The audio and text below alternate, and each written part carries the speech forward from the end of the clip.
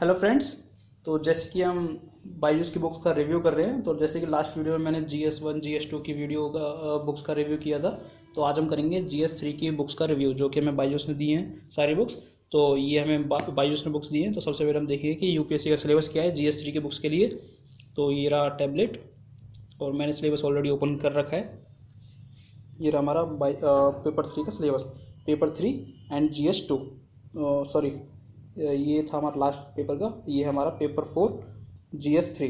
तो इसमें हमारे सब्जेक्ट्स आते हैं technology, economic development, biodiversity, environment, security and disaster management. तो इसके अंदर सब टॉपिक्स हैं इंडियन इकोनॉमी, ये हमारा मेजर सब्जेक्ट है इकोनॉमी, और ये सारे इसके सब टॉपिक्स हैं। देन हमारे ये सारे topics disaster management, environment and internal security, सारे टॉपिक्स आते हैं। तो बायजूस ने हमें क्या क्या बुक्स दी है, उन्होंने हमें साइंस एंड टेक्नोलॉजी की अलग बुक दी है, इकोनॉमिक की अलग बुक दी है, बायोडाइवर्सिटी और इन्वायरमेंट ये एक ही टॉपिक में आ जाते हैं, और डिजास्टर मैनेजमेंट और इंटरनल सिक्योरिटी ये एक ही बुक में है। तो चलो, ये हो गया हमारा यूपीएससी का सिलेबस। हम देखते हैं कि बायजूस ने क्या क्या हमें बुक्स दी है।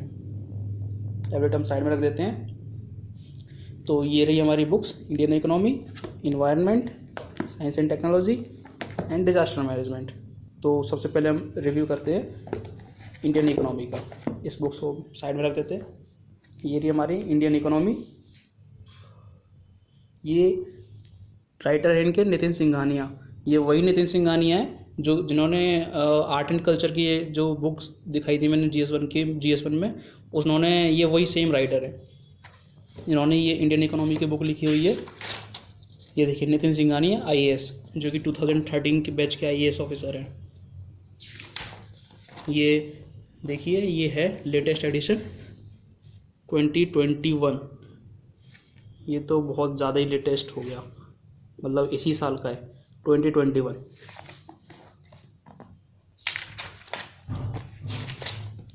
ये थोड़ा बहुत इन्होंने ट्रेंड एनालिसिस किया हुआ है।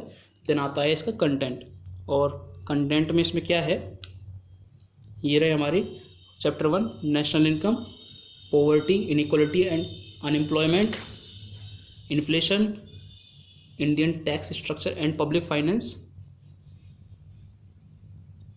Then economic planning in India, money and banking, financial market, chapter 8 agriculture, chapter 9 land reforms in India, irrigation, Indian industry, food processing industry, service sector, infrastructure, balance of payments, India's foreign exchange and foreign trade, international economic institutions, population and demographic dividend, investment models and ये हो गए हमारे total chapters, chapter 19। Then आते हैं हमारे appendix है union budget 2020-21। लेकिन मैं सजेस्ट करूँगा कि लेटेस्ट बजट ही पढ़ना, जो कि अभी 1 फरवरी को आया 2021 का। और ये हो गया अपेंडिक्स भी, economic measures related to covid. Means कोविड-19 तो अभी ख़त्म भी नहीं हुआ और उन्होंने पूरा इसका एक अपेंडिक्स भी बनाकर हमें बुक में दे दिया। तो ये थे हमारे सारे कंटेंट। अब देखते हैं बुक्स के अंदर। ये बुक्स का मार्जिन इस बार इन्होंने ग्रीन लगाया हुआ है, और जो हमारी आर्ट एंड कल्चर की बुक थी नितिन सिंघानिया, उसमें हमारा मार्जिन हमारा येलो कलर का था।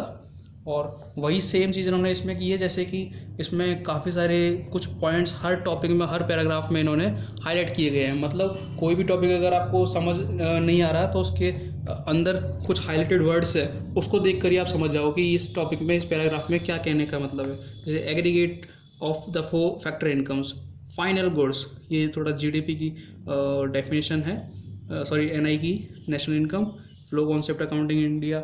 मतलब इन्होंने काफ़ी सारी चीज़ें ऑलरेडी हाईलाइट की हुई हैं ग्रीन कलर से, बोल्ड और हाईलाइट दोनों हैं। काफ़ी सारे ग्राफ्स भी बना रखे हैं और काफ़ी सारे टेबल्स और ये एक्स्ट्रा चीज़ें दे रखी है। कुछ चीज़ समझ में ना आया तो एक्स्ट्रा में उनके बारे में डेफिनेशन वगैरह भी दे रखा है। तो ये बुक भी अच्छी बुक है। मैं तो कहूँगा कि जो भी बुक है आपके पास वही पढ़िए। मतलब ये नहीं कि ये बुक पढ़नी है, वो बुक पढ़नी है, वो भी पढ़नी है। मतलब सोर्स जितना हो सके उतना लिमिट कीजिए, जितना हो सके उतना लिमिट सोर्स कीजिए, क्योंकि अगर आपके पास जितनी ज़्यादा बुक्स होंगी वो आपको उतना ही रिवाइज करने में प्रॉब्लम आएगी, और आपको एंड में पेपर जब पास आएगा तो आप सारी चीज़ रिवाइज नहीं कर पाओगे, तो आपके अंदर माइंड के अंदर वो चीज़ सेव नहीं हो पाएगी। तो इसीलिए जितनी कम सोर्सेज हैं उन्हीं पर रिलाई कीजिए, और अगर आपके पास ये बुक है तो अच्छी बात है, नहीं कोई और है तो वही पढ़िए। तो ये होगी हमारी इंडियन इकोनॉमी, नितिन सिंघानिया, इसे हम साइड में रख देते हैं। अगली बुक का रिव्यू करते हैं, ये है Byju's IAS environment for under graduate courses. ये है UGC की बुक, ये रही बुक, और इस बुक का एडिशन ये रहा 2020। ये देखिए, ये रहा इस बुक का एडिशन 2020, लेटेस्ट एडिशन है।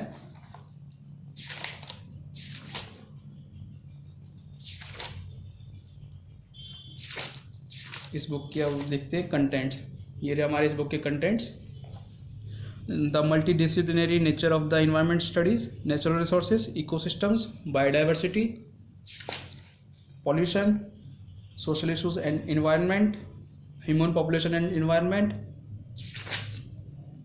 देन लास्ट चैप्टर हमारा फील्ड वर्क। ये हमारे टोटल सारे चैप्टर्स हैं। तो यहाँ से होता है हमारा चैप्टर 1 स्टार्ट। इसमें काफ़ी सारी इमेजेस हैं, क्योंकि इन्वायरमेंट समझने के लिए काफ़ी सारी images, mind maps, tables, boxes, block boxes ये ज़रूरी होते हैं समझने के लिए। ये बुक वैसे तो पूरी ब्लैक एंड वाइट है, इसमें कोई भी कलर नहीं है, लेकिन जो भी जैसे मार्केट में फेमस बुक है शंकर IAS, हर सारे टॉपिक्स उसी को सजेस्ट करते हैं, लेकिन मुझे नहीं लगता कि इसमें कुछ ज़्यादा डिफरेंस होगा। आपके पास जो भी बुक है वो ठीक है, अगर ये नहीं है तो शंकर IAS लेना, वो ज़्यादा बेटर है। उसमें कलर्स भी हैं, लेकिन ये बुक भी ठीक है अगर आपके पास है तो। और ये सारे इसमें चैप्टर्स ख़त्म होके इसके टोटल पेजेस अराउंड हैं हमारे पास 305 पेजेस हैं टोटल, ये रहे। और ये हो गई हमारी बुक इन्वायरमेंट की।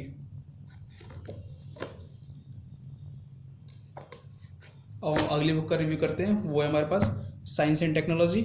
तो इस ये भी ऑलरेडी ये बायजूस IAS इनका खुद का ही पब्लिकेशन है इस बुक का, क्योंकि साइंस एंड टेक्नोलॉजी एक हमारा डायनेमिक सब्जेक्ट है, इसमें स्टैटिक क्वेश्चंस बहुत ही ज़्यादा कम आते हैं। तो इसका ज़्यादातर जो क्वेश्चंस आते हैं वो करंट अफेयर से आते हैं, लेकिन करंट अफेयर्स को समझने के लिए जो बैकग्राउंड की ज़रूरत है वो हमें NCERTs और स्टैटिक बुक्स में मिलेगी।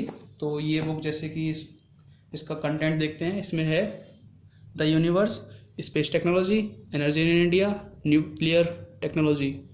ये यहाँ पे स्पेलिंग मिस्टेक है, नन क्लियर लिख रखा है इन्होंने। ये न्यूक्लियर टेक्नोलॉजी है, defence sector of India, nano technology, biotechnology. तो ये हो गई कंटेंट सारे। ये थोड़ा सा ये मैंने जहाँ तक देख रखा है, ये हमारी 11th क्लास की ज्योग्राफी की बुक में है। थोड़ा इसका थोड़ा सा फ़ॉन्ट साइज़ छोटा है, जैसे कि बाकी मैंने बायजूस की एडिशन की बुक में देखा था, उनका फ़ॉन्ट साइज़ काफ़ी अच्छा था। इसका छोटा फ़ॉन्ट साइज़ है, लेकिन स्टैटिक समझना है, बुक ज़्यादा मोटी नहीं है और स्टैटिक समझने के लिए ठीक है। ये सारे इसमें टॉपिक्स स्टैटिक पोर्शन कवर किया हुआ है, क्योंकि अगर आप करंट अफेयर्स अगर आप कोई देखते हो, अगर आपके पास कुछ मिसाइल का नाम आता है, जैसे कि इसमें लिखा हुआ है अग्नि 1 सीरीज़, तो आपको पता चलता रहेगा हाँ भी जैसे अग्नि 5 आया है तो अग्नि 5 का उससे पहले क्या था, अग्नि 6 है तो इसके पहले ये किस चीज़ की मिसाइल है, इससे पहले इसके क्या क्या मॉडल्स बन चुके हैं। तो जितने भी आपके पास करंट अफेयर्स आप पढ़ोगे साइंस एंड टेक्नोलॉजी के लिए, उसके लिए आपको ऑलरेडी स्टैटिक पोर्शन पता होना चाहिए कि वो किस लिए है, क्या वो ग्राउंड टू ग्राउंड मिसाइल है, जैसे नैनो टेक्नोलॉजी है। ये बहुत ही अभी इमर्जिंग सब्जेक्ट है, अभी स्पेशल किसी को एग्जैक्टली नहीं पता इसके अंदर क्या क्या डेवलपमेंट और होंगे, क्योंकि अभी इमर्जिंग सब्जेक्ट है, बहुत सारे डेवलपमेंट होने बाकी हैं। देन आता हमारा बायोटेक्नोलॉजी, इसके अंदर भी काफ़ी सारी, ये भी बहुत इमर्जिंग सब्जेक्ट है, फ्यूचर टेक्नोलॉजी है, अभी वर्क चल रहा है इस पर। और ये सारे हमारे जब थोड़े मिसलेनियस टॉपिक्स भी हैं। तो ये हो गए हमारे सारे टॉपिक्स, इसमें टोटल 157 पेजेस हैं, ज़्यादा मोटी बुक नहीं है, पतली सी बुक है, लेकिन स्टैटिक पोर्शन है इसमें ओनली। और करंट अफेयर्स समझने के लिए स्टैटिक पोर्शन पढ़ना आपको ज़रूरी होगा, तभी आपको करंट अफेयर्स प्रॉपर्ली समझ आएंगे कि उनका बैकग्राउंड क्या है, उसके पीछे क्या मोटो है। अब लास्ट बुक देखते हैं, वो हमारे पास disaster management and internal security, DM। तो इसके अंदर 2 पार्ट है, पार्ट है डिजास्टर मैनेजमेंट, पार्ट भी इंटरनल सिक्योरिटी। ये हमारा पार्ट है डिजास्टर मैनेजमेंट। कंटेंट देखते हैं, overview, disaster types, institutional framework, preparedness and response, recovery, reconstruction and rehabilitation and response, capacity building of first responders, financial arrangements, international cooperation, references. इसका font size काफ़ी अच्छा है, science and technology जैसा छोटा था, ये तो आप भी देख सकते हो, आसानी से ये पढ़ सकते हैं। तो ये इसके अंदर थोड़ा डिजास्टर के बारे में दिया गया है हमें जानकारी, और काफ़ी सारे मैप्स भी समझाए गए हैं, ग्राफ भी हैं, टेबल्स भी हैं, तो समझने में आसानी होगी। और जो हमारा पार्ट बी है वो आता है पेज नंबर 108 के बाद। अब बोलते हैं पेज नंबर 108,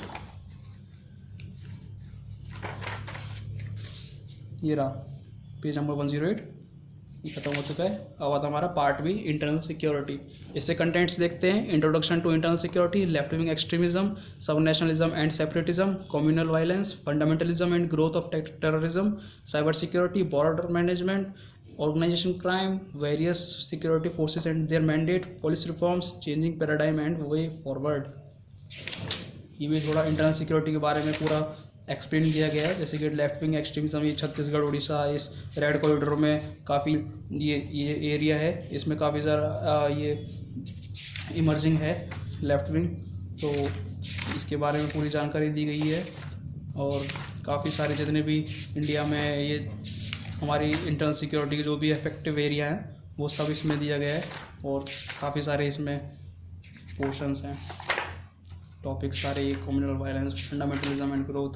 तो ये आपको एक तरह से स्टैटिक ही है, लेकिन करंट अफेयर्स इसमें काफ़ी सारे आते हैं, तो करंट अफेयर्स भी लेकर चलना पड़ेगा साथ में, लेकिन उससे पहले आपको स्टैटिक कवर करना होगा। तो उस स्टैटिक को पढ़ने के लिए ये आपको बुक पढ़नी ज़रूरी है। बाजार से अगर आप कोई मार्केट से कोई बुक खरीदते हो, जैसे कि इंटरनल सिक्योरिटी की अशोक कुमार की बुक है, वो भी ले सकते हो। और ये बायजूस की बुक हो गई, disaster management and internal security, science and technology, environment and Indian economy. तो ये थी हमारी GS3 की सारी बुक्स, तो इसका रिव्यू हो गया। और लास्ट में है एक GS4 की बुक, लेकिन वो उसकी एक ही बुक है एथिक्स, लेकिन उसके साथ बायजूस में कुछ एक्स्ट्रा बुक है, तो मैं उसका भी रिव्यू करूँगा एक साथ। 2-3 बुक एक्स्ट्रा दे रखी है बायजूस ने। तो ये थी हमारी GS3 की books. Thank you to watch it.